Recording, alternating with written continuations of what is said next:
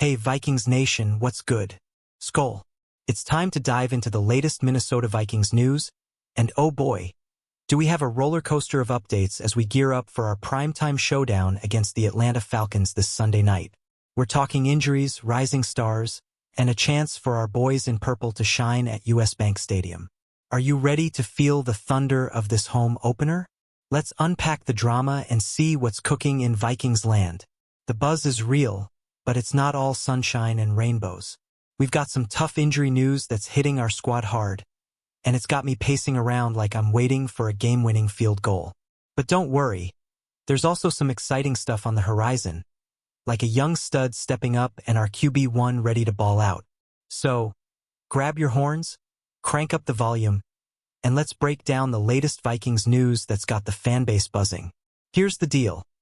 This Sunday's game is a massive opportunity for our Vikings to make a statement, but we're walking into it short-handed. Stick with me as we go through 15 key updates, from injury setbacks to players ready to step up. What do you think? Can we pull off a W against Atlanta? Drop your predictions in the comments and let's get into it. The injury bug is biting hard, Vikings fans, and it's not pretty. Our star left tackle, Christian Darrisaw, is officially ruled out for Sunday's game against the Falcons, marking his second straight absence. That knee injury from last season, an ACL and MCL tear from Week 8, 2024, is still keeping him sidelined, and it's a gut punch for our offensive line. Darrisaw's been grinding through rehab, and head coach Kevin O'Connell insists he's ahead of schedule, but the team's playing it safe. No setbacks here, just a cautious approach to protect our franchise tackle. Justin SKOL will step in again at left tackle, but let's be real. Replacing a Pro Bowl caliber player like Darrisaw is no easy task. How do you feel about SKOL holding down the fort? He struggled in pass protection against the Bears last week, so I'm nervous about how he'll handle Atlanta's pass rush. Drop a comment. Do we trust SKOL to keep J.J. McCarthy upright, or are we in for a long night? It gets worse, fam. Our defensive beast, outside linebacker Andrew Van Ginkel, is also out for Sunday with a concussion from that gritty Week 1 win over the Bears. Van Ginkel was a monster last season with 11.5 sacks, and losing him is like taking the sword out of a Viking warrior's hand. He's stuck in the NFL's concussion protocol, and with only 6 days between games, there's no way he's clearing it in time. This opens the door for second-year edge rusher Dallas Turner to step up. The 2024 first-round pick is poised for his first NFL start, and I'm hyped to see what he can do. Coach O'Connell's been raving about Turner's progress, saying he's ready to shine alongside Jonathan Greenwood. Can Turner bring the heat and fill Van Ginkel's shoes? Vikings Nation, what's your take? Is this Turner's breakout moment? Or will Atlanta's offense exploit our weakened front seven? Hit the comments and let's talk about our expectations for the rookie. The hits keep coming, and our secondary's taking a blow too. Backup cornerback Jeff Okudah is ruled out with a concussion, joining Van Ginkel in the protocol. Okudah is not a starter, but as our CB3, he's a key piece in Brian Flores' creative nickel packages. Losing him hurts our already thin cornerback depth. Flores has been a wizard with the secondary, mixing and matching players like a master chef, but this is a tough spot. Okudah only played 16 snaps in Week 1, so the adjustment might not be massive, but it's still a concern against Atlanta's speedy receivers like Drake London and Darnell Mooney. Who steps up in his place? Are you confident in Flores' ability to scheme around this? Or are we in trouble covering Atlanta's passing game? Let me know what you think in the comments, and let's pray our secondary holds strong. Safety Harrison Smith is another question mark, listed as questionable with an illness that's been lingering for weeks. The veteran missed Week 1, and while he was limited in Friday's practice, there's hope he could suit up for the home opener. Smith's leadership and playmaking are huge for our defense, and we need him out there. If Smith can't go, it's another blow to our backfield. The dude's a future Hall of Famer, and his instincts are unmatched, but this illness has kept him off the field longer than we'd like. O'Connell's staying vague, saying Smith's progressing, but we're all holding our breath. What's your gut telling you? Will we see Hitman Harrison on Sunday, or are we rolling without him again? Drop your thoughts below, and let's keep the SKOL spirit alive. On top of all that, we've got more injury woes. Linebacker Blake Cashman and running back Ty Chandler were placed on injured reserve this week, meaning they're out for at least 4 games. Cashman's hamstring injury from the Bears game is a killer, as he's a key cog in our linebacker core. Chandler's knee injury hurts our running back depth too. This leaves our defense and special teams thinner than we'd like. Cashman's absence puts more pressure on guys like Ivan Pace Jr., and Chandler's injury means we're leaning harder on Aaron Jones. The Vikings signed W.R. Tim Jones and T. Nick Vannett to the active roster to fill gaps, but it's not the same. How do you see this impacting our game plan? Can Pace and Jones carry the load, or are we in trouble? Let's hear your takes in the comments, Vikings fans. Now, let's talk about some good news. Our QB1, J.J. McCarthy, is ready to roll. He missed Thursday's practice to welcome his newborn son. Congrats, J.J., but was back on Friday and looked great, per O'Connell. After earning NFC Offensive Player of the Week honors for his debut against Chicago, McCarthy's got the fan base buzzing.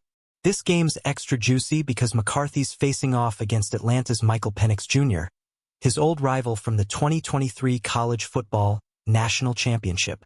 McCarthy's coming off a solid debut, but he took 3 sacks last week, and without Darisaw, Atlanta's pass rush could be a problem. Who's got the edge in this QB duel? McCarthy's got the home crowd and momentum, but Penix is no slouch. Drop your predictions below. Let's see who's riding with JJ for the W. Speaking of the Falcons, their offense is no joke. Wide receivers Drake London and Darnell Mooney are both cleared to play, with Mooney returning from a shoulder injury. These guys are speed demons, and with our secondary banged up, this could be a long night if Flores doesn't dial up something special. Atlanta's coming off a tough loss to Tampa Bay, where Penix threw 3 TD passes but still came up short thanks to a late score by rookie Emeka Egbuka. Their O-line held up well against a blitz-heavy defense, allowing just 1 sack, so our pass rush needs to step up big time. What's the key to stopping Atlanta's passing game? Do we double-team London, or focus on pressuring Penix? Let's get your game plan in the comments, Vikings Nation. Our defense is still a force even with the injuries. Jonathan Greenid, who had double-digit sacks last year, will lead the charge alongside Dallas Turner. The Vikings ranked 5th in points allowed and tied for 4th with 49 sacks in 2024, so we've got the tools to make life tough for Penix. Flores schemes are all about generating pressure with a 4-man rush. We hit a 36% pressure rate in Week 1, one of the best in the NFL. But without Van Ginkel and Cashman, can we keep that up? Turner's got big shoes to fill, and I'm curious to see how he handles Atlanta's O-line. What's your confidence level in our D? Can Greenid and Turner rattle Penix? Or will Atlanta's quick passing game expose us? Hit the comments and let's debate. Let's talk about the stakes. This is our home opener at US Bank Stadium, and the SKOL chant's gonna be rocking. A win here sets the tone for the season, especially after our thrilling 30-27 comeback against the Bears. But Atlanta's hungry after their Week 1 loss, and they've got history on their side. We're 8-2 against them since 1998. The Falcons are no pushovers, though. Their offense is explosive, and with Bijan Robinson in the backfield, they can hurt us on the ground too. Our run defense needs to be sharp, especially without Cashman clogging the middle. How big is this game for our season? Are you feeling a blowout like last year's 42-21 win over Atlanta, or a nail-biter? Drop your score predictions below. A quick shout-out to our fans showing love. The Vikings wore shirts during pre-game warm-ups last week to honor victims of a tragedy at Annunciation, showing the team's heart off the field. It's moments like this that make me proud to be part of Vikings Nation. On the field, we're leaning on guys like Justin Jefferson, who's ready to feast after averaging 50 yards per game against Chicago last season. With McCarthy slinging it, can J-Jets break out for a monster game against Atlanta's secondary? What's your favorite Vikings moment off the field? And how many yards do you think Jefferson's dropping on Sunday? Let's hear it in the comments. Let's zoom in on Dallas Turner. This kid's a first-round talent, and with Van Ginkel out, Sunday's his chance to shine. O'Connell called him a potential starter alongside Greenid and Van Ginkel, and now he's getting start-level snaps. The stage is set for a breakout. Turner's been learning from 2 Pro Bowl edge rushers, and his athleticism is off the charts. Atlanta's O-line did well against Tampa's blitz, but our 4-man rush is a different beast. If Turner can get to Penix early, it could swing the game. Are you hyped for Turner's first start? What's your bold prediction for his stat line, sacks, tackles, maybe a forced fumble? Drop it below, SKOL fans. Our offensive line is under pressure without Darrisaw. SKOL's stepping in, but he got exposed against Chicago, allowing pressure on 36% of McCarthy's dropbacks. Atlanta's not known for a dominant pass rush, but they've got guys like James Pierce Jr. who can make noise. McCarthy's mobility will be key. He showed poise scrambling in Week 1, but we can't afford another 3-sack game. The O-line needs to give him time to find Jefferson and Jordan Addison, who's also expected to play despite missing Week 1. What's the game plan to protect JJ? More quick passes? Or do we lean on Aaron Jones to control the clock? Let's hear your strategy in the comments. Let's not forget the history. Last season, we smoked Atlanta 42-21 in the Kirk Cousins homecoming game, with Jefferson and Addison catching 5 TD passes from Sam Darnold. 2 years ago, Josh Dobbs led a 31-28 comeback in Atlanta. We've owned this matchup lately, but this ain't the same Falcons team. Penix is a dual-threat QB, and their receivers are legit. Plus, they're desperate to avoid an 0-2 start. We need to bring our A-game to keep the streak alive. Who's got the historical edge? Us or them? And what's the one play you're dying to see Sunday? A deep bomb to J-Jets or a Turner sack? Drop it below. We can't ignore the quarterback storyline. McCarthy versus Penix is must-see TV, a rematch of Michigan versus Washington from the 2023 title game. JJ got the ring, but Penix is looking for revenge. Both guys are young, hungry, and ready to prove they're the future. McCarthy's coming off a debut where he showed flashes of brilliance but took too many hits. Penix, meanwhile, kept it clean against Tampa, with just 1 sack. Our defense needs to make him uncomfortable, and our O-line needs to keep JJ safe.